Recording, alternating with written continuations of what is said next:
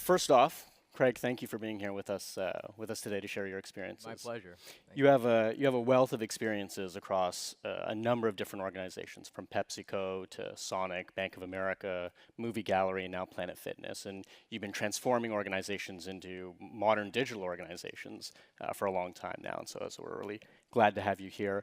We're going to spend the next 20 minutes talking about everything from the fitness industry to foundations of a digital transformation strategy to how you execute against that strategy. But I want to start by talking a little bit about Planet Fitness. How many people here have heard of Planet Fitness or are familiar with the brand? I just realized this is a really bad thing to do because I can't see anyone. So let's assume that given we have a global audience that there's some people who don't know it. So tell us a little bit about Planet Fitness. Sure. Planet Fitness has been around for 25 years and rapidly growing, particularly over the last probably 6 or 7 or 8 years. Started with a couple of clubs up in Dover, New Hampshire, Yep. in that area. And two brothers who wanted to get into the gym business, bought failing, I think it was a Gold's Gym or one of the other brands, and thought they could make something of it, and found that they weren't doing much better. And so they decided that they really had nothing to lose. They had to really do something pretty drastic, and they decided to change kind of the model, so to speak. And what they did is they dropped the price. That was kind of the first step. They kind of dropped the price down to $10. No one in the business was doing this. Everyone thought they were crazy. They'd be closing the doors, pretty soon. They found quite the opposite. They found lines out the door. Yeah. And so with that was the beginning of kind of solving, one part of the problem. The other part was that the problem it created was that they had quite a few people coming into the gym, and it was not a very good experience because it was overcrowded. Not efficient. Not very efficient at all. So the second thing they did was they decided to literally cut all the amenities out and just make it a very simple fitness environment, and no frills, and allow folks to kind of come in and really create whatever experience they wanted. There was no training, there was no pools, there was no juice bars, everything. And what they realized is that they really drove a phenomenal kind of top line traffic and membership. They created this very simple, very low cost model that created an economics for the unit and for the gym that allowed them to really expand. They went on for probably the next 10 years or so and then started to franchise. And in the last probably 5 or 6 years, they've doubled, bought by a private equity firm, then sold. So they've doubled. They went from about 7 or 800 clubs to about 1,600. And by far the largest, almost double the second player in the industry in terms of members, with over 12 million members. Wow. Yep.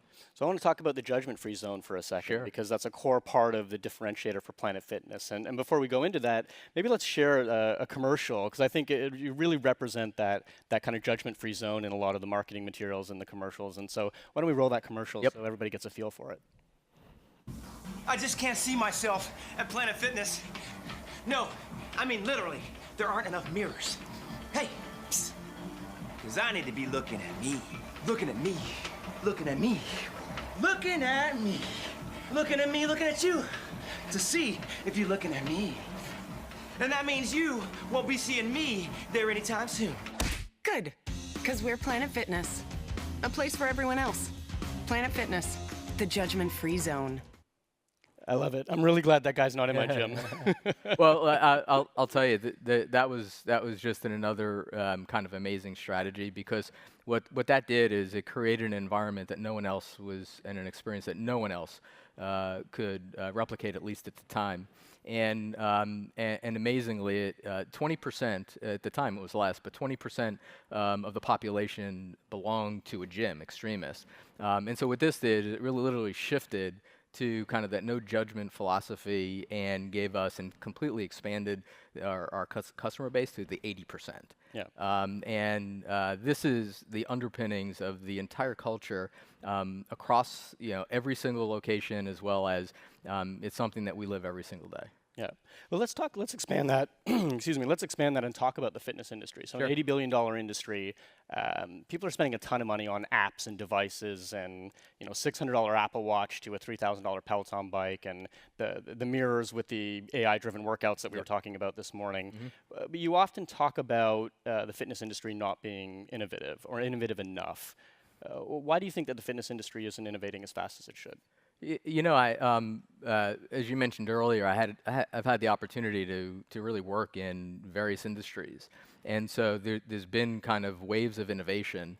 15 years ago was finance. 10 years ago was retail, and I would say the pattern that I've kind of learned from all this is that the innovation is really driven by the patterns of the consumer and the customer base. Right. The fitness industry really didn't have a need or a demand for technology. Very physical environment. The operations was very simple. There wasn't really an opportunity or much of a need. The fitness experience at the time, really, there wasn't much that you can leverage. So the customers really weren't demanding it or weren't looking for it. But probably over the last 6, 7, 8 years, the shift in just consumer expectation, all the industries around fitness, around the fitness gym, started to kind of emerge. Wearables, the equipment companies were building connected equipment. You have even garment companies building kind of connected, garments. So you have all of these kind of technologies emerging in various aspects, but no one really pulling it together into, something that's really value add for the consumer. And I would tell you that inside the club, it still remains a very simple operation. There isn't really a transaction-based operation. There's no inventory. And so the opportunity is not so much to drive efficiency, but what we like to say is protect, the efficiency. And so with the opportunity of things like digital coaches and predictive, types of experiences and workouts, it's just beginning to kind of emerge. So I would say the consumer, the needs from the consumer, and the simplicity of the operations, I think, really didn't create the demand for the innovation to occur until recently. Let's talk about that a little bit. And you mentioned some of the experiences, and I think Planet Fitness is just at the beginning of the digital transformation, if you will. They're very well positioned, a very performant business, great market penetration, growing customer base, membership base. But there's lots of opportunities to create great digital experiences, not just in fitness, but in health and well-being in general. What are some of those opportunities for new experiences and innovation and experiences that you're most excited about? Yeah, I think one is really everyone has a regiment that spans well outside the gym. And so we're all working out in a club, in a gym. We're working out outside at home, perhaps at work. And so one of the opportunities is to really kind of, connect that experience no matter kind of where they are, so that you're really providing continuity with all the different, types of exercises you may do, throughout your day. The other thing is nutrition is a big part of the wellness component, and being able to kind of, integrate nutrition into the fitness and really, which is our vision, is to go well beyond fitness into more of kind of a, wellness category. Coming into the club, all the equipment vendors are developing connected equipment, both on the cardio as well as the strength. And so the opportunity that now we could actually track what you're doing, as we'll talk a little bit about in a few minutes, is that the vision from our CEO is that everyone is tracking, but no one is really kind of recommending what to do next. Right. And that's really where kind of the value proposition is, because a lot of folks just don't know. If you don't have a trainer, a very expensive trainer, you really don't know kind of what to do next.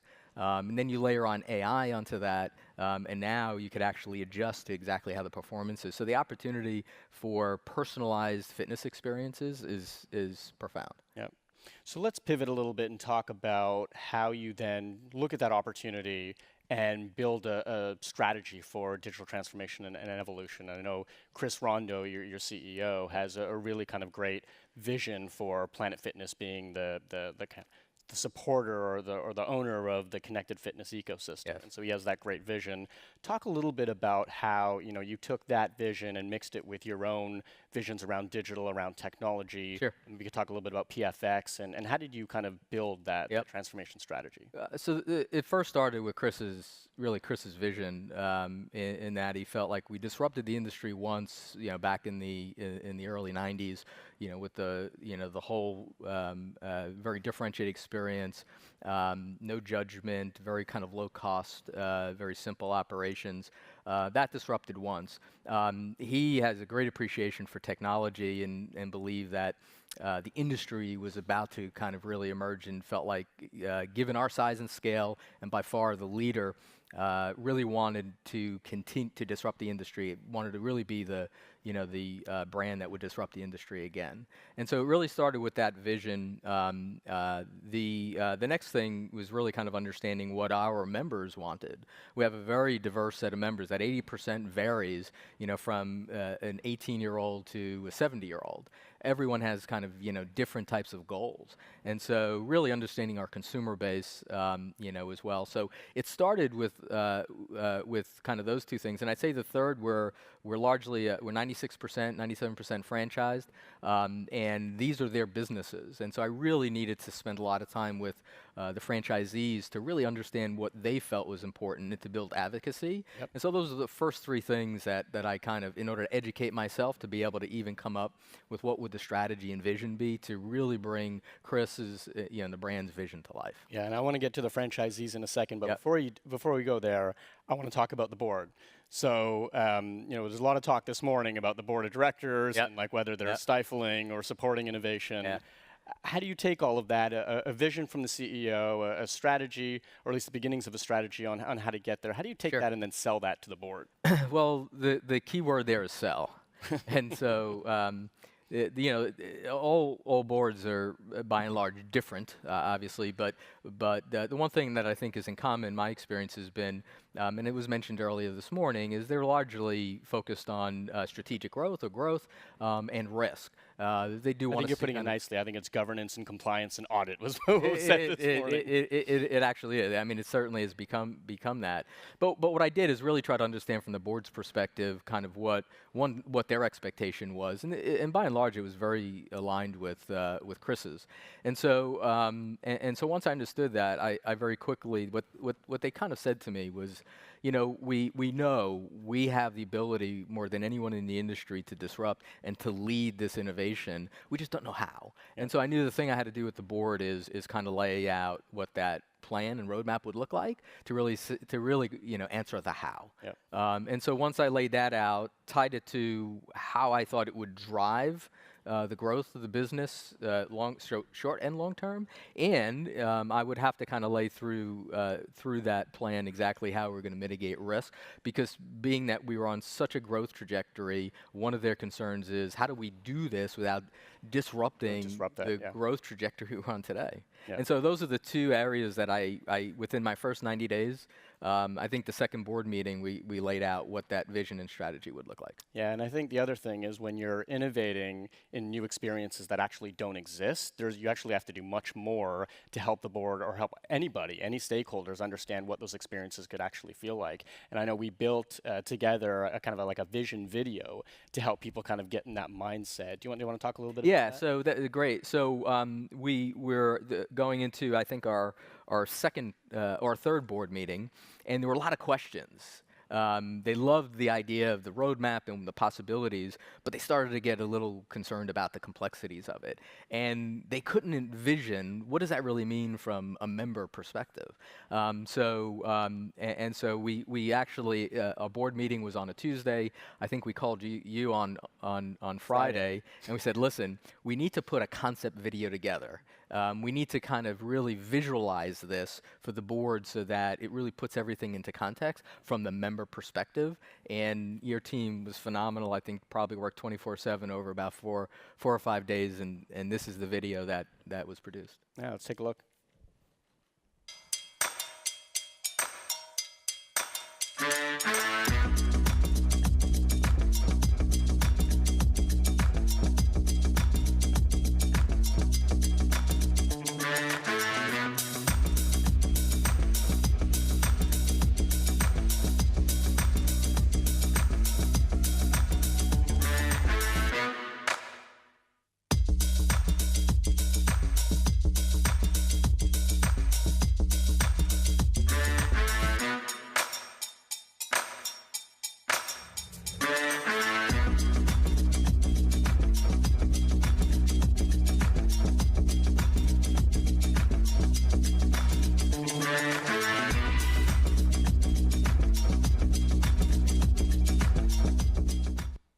Jamie's clearly much more diligent at her fitness goals than I am, or achieving them. So the thing I love about this video is actually, to your point, it didn't take a long time. The team worked, hard on it, but it didn't take a lot of time. It wasn't, the 13 million that was spent on the AI version of Tupac that was shown earlier here today.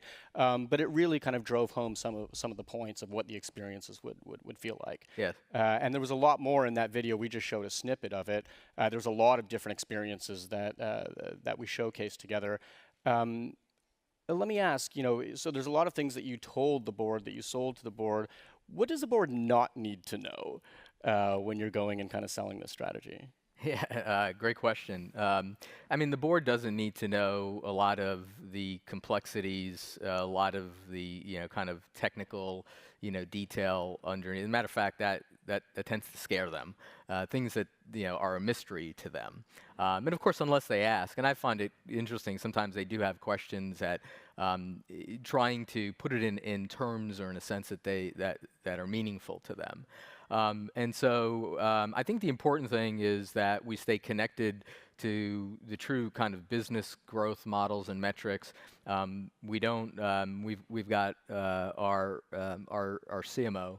Who likes to say, they don't need to know how the sausage is made, and so I think that the important thing is to really keep it in a business context. We don't really need to get into a lot of the detail, and then of course anything that is important to them, like cybersecurity, those things really kind of hit on that, but keep it at a very business centric high level. Keep it to the strategy and the risk, and that's usually a pretty successful approach. Right. So you have the board. So you have the board sold, but the board's not the only stakeholder. Let's come back to that franchisee conversation.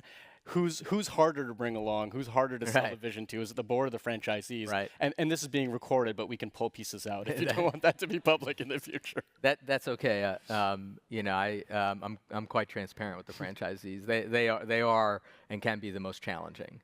And so the board, again, really quite simple compared to franchisees. The board is interested in strategy and risk, and very often, operators, they're not very strategic, right. And so sometimes it doesn't resonate. It's, well, how are you going to help me every day to run the business and to grow They just the want to run business? an efficient gym. They want to, now they do want, they do have an appreciation for technology and digital, but in a lot of cases they think that it's an investment that may not pan out. Right. And when you're running an operation in a gym that is highly profitable, anything that could potentially impact that net profit, they're going to be very concerned. So and it's their business. Right. And there's always this franchisor-franchisee tension. But one of the key things early on is to really build advocacy within the franchise community. One, they help you to think through it in their terms. Mm-hmm. They help you to communicate it, and then once they become advocates, then they're kind of doing almost your job for you. Right. And so they're that's challenging. I will add a third that can also be challenging, and that's kind of internal, particularly when you're moving from a relatively young company, and 25 years isn't necessarily young, but Planet was a very small operation. And when you begin to kind of really, really expand the operation, and I think in the last 5 years we went from probably 60, 70 people to 250 just in headquarters. And so when you're used to kind of running in these kind of silo functional, and these types of digital transformations really require a lot of cross-functional collaboration, that's a very different culture, a very different way of operating. And so there's a lot of heavy lifting that has to go on to really drive good alignment cross-functionally, because you could have a lot of drag on the system, so to speak, if you don't shift the culture that way.